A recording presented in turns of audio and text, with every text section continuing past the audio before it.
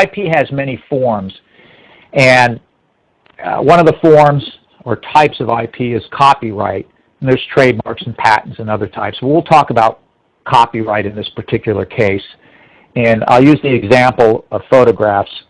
And again, this gets back to the point of thinking about your tangible, what it is that you've created, more than just in the tangible form, but think about it in the intellectual property form. So if we take the example of photographs, I had an opportunity to work on an estate of one of the photographers of Marilyn Monroe, and this is a good example to use. But really, when you talk about pictures, well, you've got pictures in a picture form, but there's so many more places that you can go with that, because it is a form of intellectual property, and depending on the nature and the type of images that you've got, it could be transformed into calendars, it could be transformed into collectible plates, it could be transformed into napkins, it could be I mean, there's many, many places that it can be transformed into. In fact, you know, photography and artwork is in and of itself a very large category of licensing because of just the visual nature of it, and there's so many different types, and you can see a lot of it that is out there in various formats, whether it's housewares or gifts or stationery, and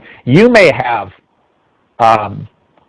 visual artwork, you may have photographs, you may have a hobby that you've been doing as a photographer and not thought about it as intellectual property. You know, one of the interesting things, especially for photographs, is what the internet has brought about, is the ability to market and license photography in a way that's never been done. Prior to the internet, I mean, how could you show your pictures to anybody who might be interested in licensing them? I mean, you have to print up a brochure and literally mail it out. Today, you can post a website and you can showcase them, and people can easily access and find them.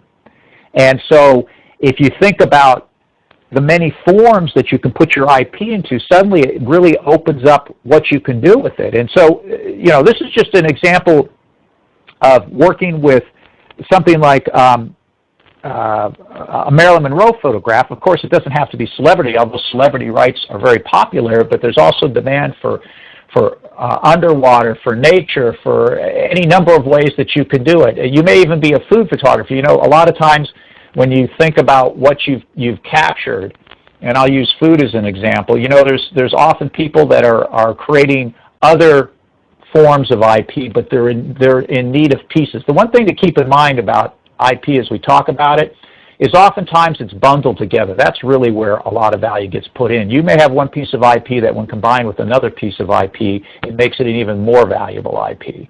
And so when I use the example of photographs here, oftentimes these photographs can be applied to something else. Somebody may be creating a food book and looking for food photographs.